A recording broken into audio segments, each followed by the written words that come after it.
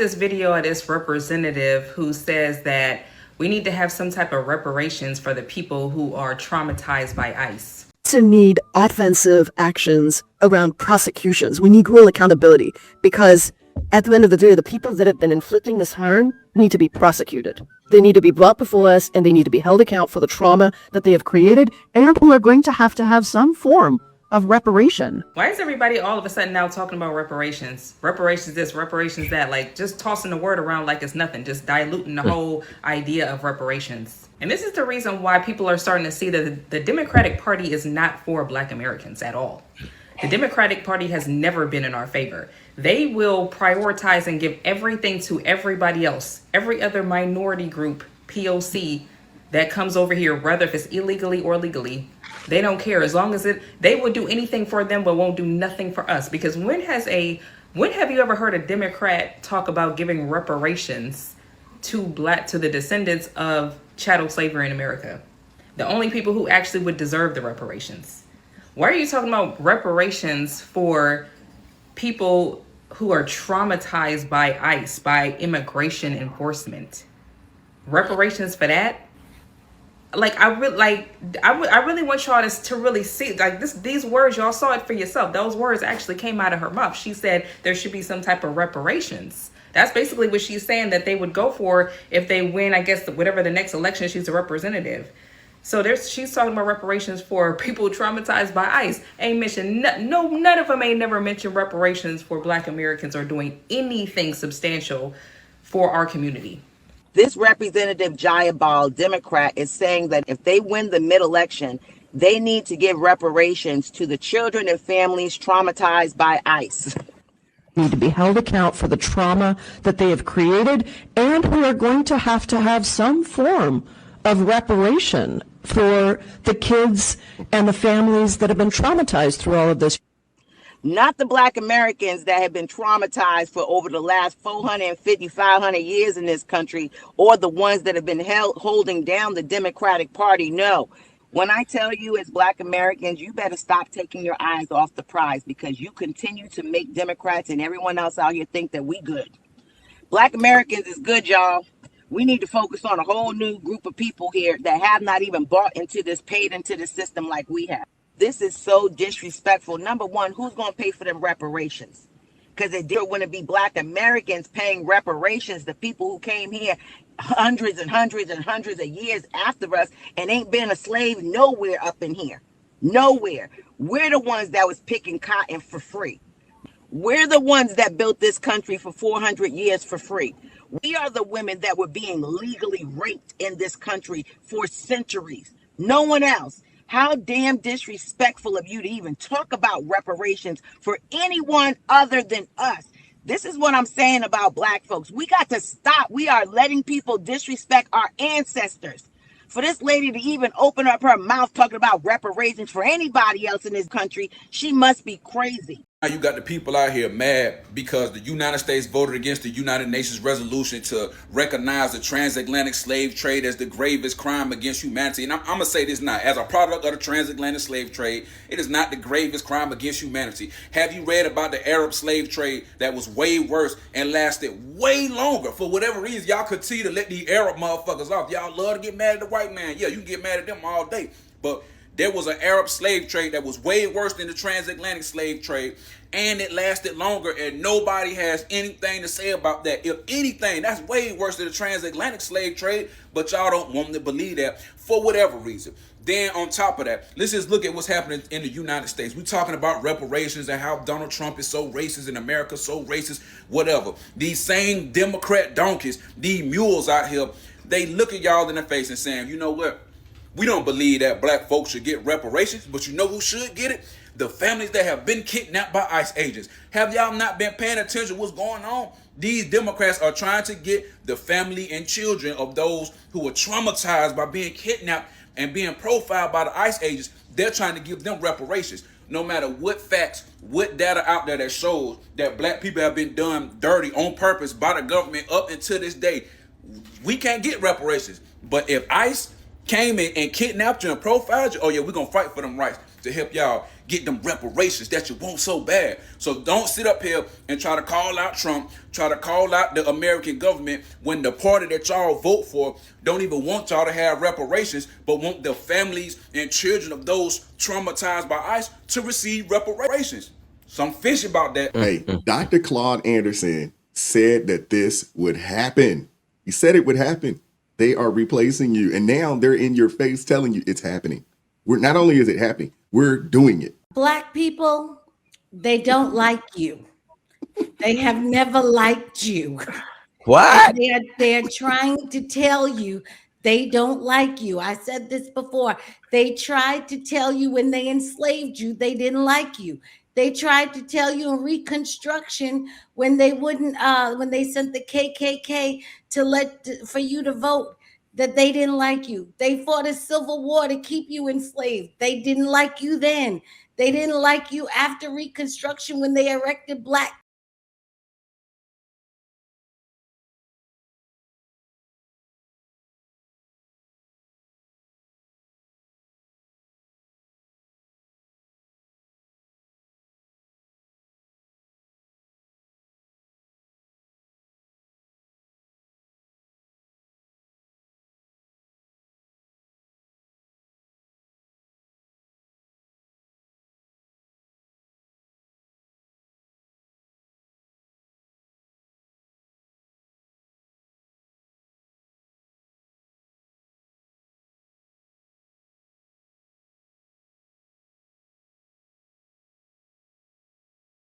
Which is they don't like you. At the end of the day, I don't know how many different ways to tell y'all how they truly feel about you. And I mean, that lady just talked about the illegal immigrants. Ilhan and them were up in Minnesota trying to get it for the Somalians who were Somalis. defrauding all of America. So it's not like it's just this one lady over here. They were trying to do it up in Minneapolis, Minnesota, after they done defraud American citizens. You know, the funny thing is, they're not trying to get them reparations. They already gave them reparations because when they put them up in those 5-star hotels and covered their bill, when they made sure they had food to eat, when they made sure to give them social benefits, when they made sure to help them, because Scott Turner showed in HUD, they were even giving them homes and loans and everything to get homes, while Black Americans are still renting and trying to figure out how to get a house. Yep. Please. At this point, they already gave them reparations and they just want to give them additional. But y'all go ahead at it. Y'all keep supporting them because they already told you who they are. You just don't want to believe them. I don't know what it's going to take, but you know what? Don't tell us over here that we're tap dancing for the white man, because y'all already showed that that's who y'all are. And I think y'all are upset because y'all finally realized that y'all have been supporting your oppressor the entire time. Absolutely. I think that there's clearly a lack of concern by the Democrats for possible repercussions from the Black community. And the reason is because they think they have Black people locked up. Yeah. They think that they can spit on them, shoot them, cut them, cuss them. No matter what they do, they're going to stick with us. That is true. I mean, they are the party that enslaved them. They are the party that sicked the KKK on them. They are the party that redlined them. They are the party that implemented Jim Crow. They're the party that fought against and tried to block every civil rights bill that's ever been passed in this country. So when you got people that are still supporting you, knowing that these things, that they've done these things to you, of course they feel emboldened. Of course they feel like these dudes, they're not going to do anything. And to be honest with you, I don't want to be crass, but I'm for certain that those N-words are going nowhere. We got it. You get my point, man. If you do that much to someone and they still don't hate you, don't leave you, then I have to be honest. Number one, they deserve what they get because they're asking for it. They're asking their abusers to keep abusing them. But also, I'm looking forward to seeing how the soul hustlers, the race hustlers, are going to respond to this. The D.L. Hugleys, the Roland Martins.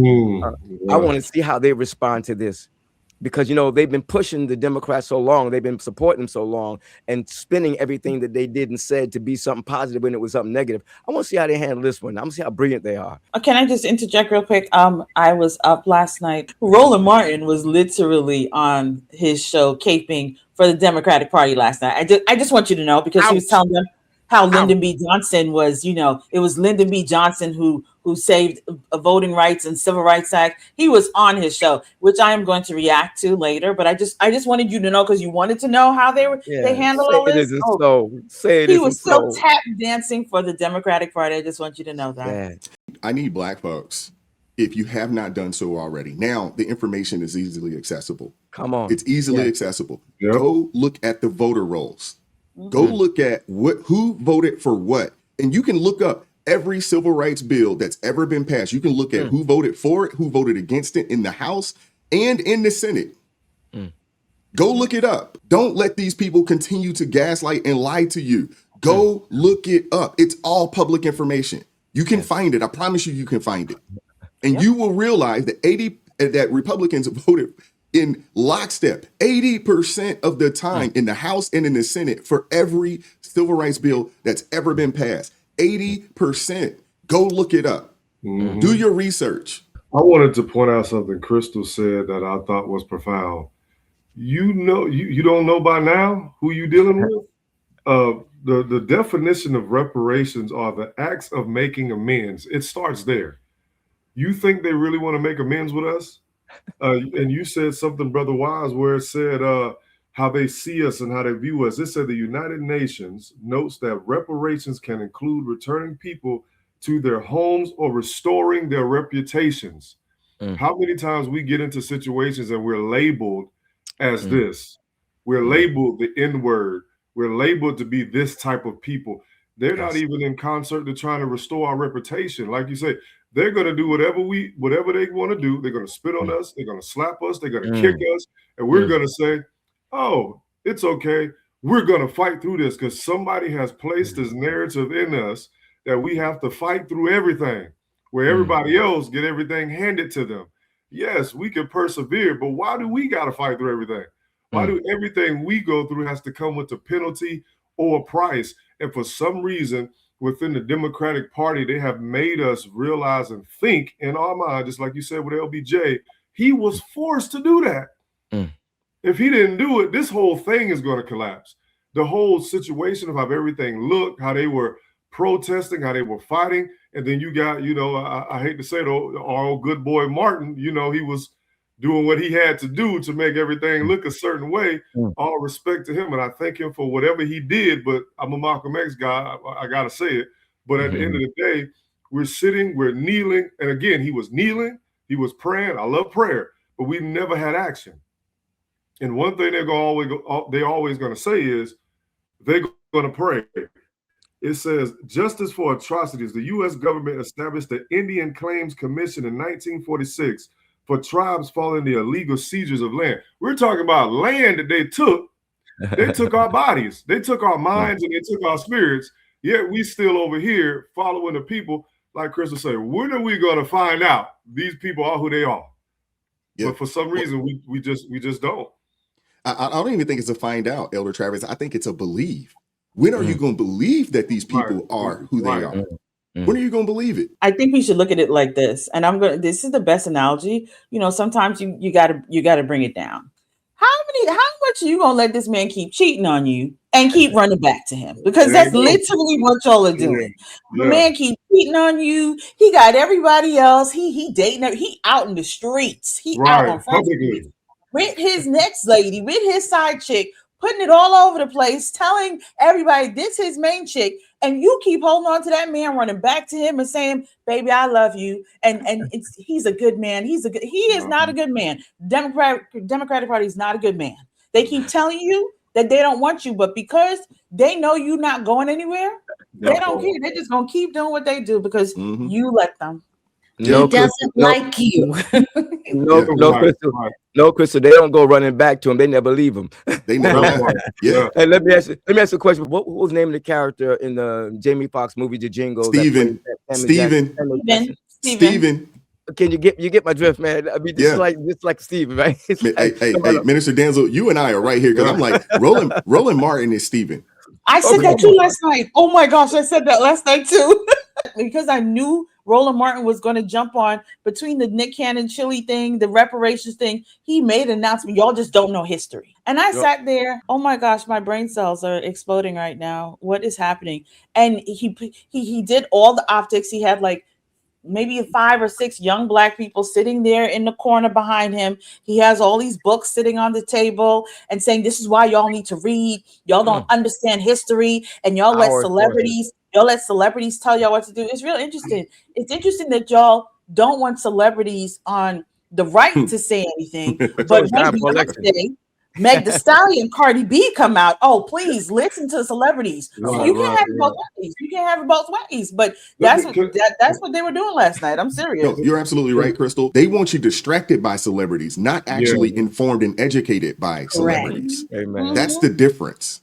Go ahead, Elder Travis. Well, in the I don't know if you read the book, The Black Christ by Kelly Brown Douglas. It talks about the same thing. When they will get baptized, they have scripts in there. She did the research. During the baptisms, they would have to baptize the oppressor and tell the oppressor that while I am baptizing you, I am still bound by you.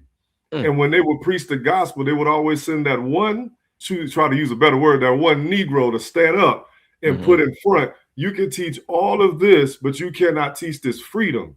You cannot teach this liberty. You have to teach this right here. So it doesn't surprise me that he got up there and he started tap dancing and putting on the smiley face and all that. That don't surprise me. Why? I love what you said about how a WEB wanted to have the talented 10, I think you said that were in the talented 10. Yes. Yes. And it just rings true today, because there's only they have certain Black people who are supposed to stand up in front of the rest of the Black people and say, listen, we know best. So you need to listen to us. So they pull out the Roland Martins, they pull out the Bakari Sellers, they pull out the Angela Rye, they pull out all of those, put them up front. You know, that these are some educated, deep Black people. They know what they're speaking about. So if you don't have the degrees like they do, you're not allowed to speak. Mark Lamont Hill, who still don't know what a woman is, it's okay. You still listen to him because he knows the truth. You don't. Oh yeah, it's the Boule crowd, and that's by design. And everybody knows that W.B. Du Bois was just a Democrat shill of the day, during that time frame. And he was a Marxist. Up with this, he was a Marxist as well. And he comes up with this idea: the talented 10th, the Boule crowd. These are the 10% that are going to represent, and these are the 10% that are going to tell the 90% what to do, what to think, what to feel, and how to move, how to vote, so forth and so on. And you're still seeing it play out to this day. And there's a lot of money involved in that. What a hateful race traitor he was. He came up with this concept of the divided self.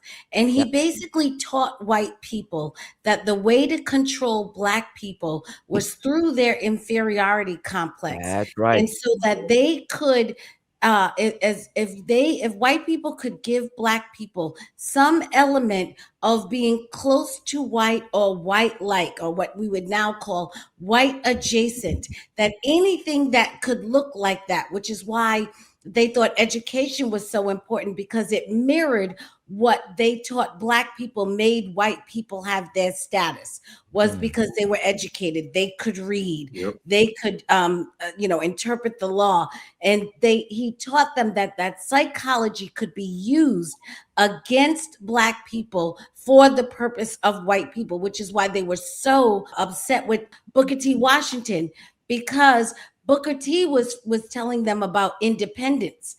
Du Bois wanted them to go back into dependence and into slavery, but it was a psychological slavery. He got his degree from Harvard in psychology. He taught them how to psychologically enslave Black people. Why they have this Marxist evil man as a hero is beyond me. No, absolutely. In that video, I talked about the difference between, or the debates between, Booker T. Washington and W.E. Du Bois. And I had mentioned it. I was like, somebody needs to put together a documentary. These were not like face-to-face debates. They were written debates. At that time when people, they had that strong pen game. So they would write articles and debate in debates against each other. When you think about Booker T. Washington, if we would have actually followed Booker T. Washington's plan, we'd have been way his plan was to assimilate, not to force those folks, not to force people to assimilate with us, but to assimilate through commerce and business. That's right. Build your business, own your land, educate your children, and we'll assimilate that way, because you won't have a choice but to assimilate, because we're the ones that had all the skills, so forth and so on. So you have the skills, you offer the services, and we'll assimilate that way. Booker T. Washington was the truth, man. I want people to understand, whenever you do like what we're doing on this panel, they want to reject Black people that tell you to think, to research, to stand up on your own. You do not have to tap dance for these people. They reject people like that. What are your thoughts? Hit the like button, share the video, subscribe to the channel, turn the notifications on to all so you never miss an upload. Consider joining the ARP family or buy your brother a coffee. The link's in the description box below. Join us Tuesday, Thursday, and Friday, 9:30 a.m. Eastern Standard Time for ARP in the morning. And as always, keep God first, stay prayed up. We'll catch up with you guys next time.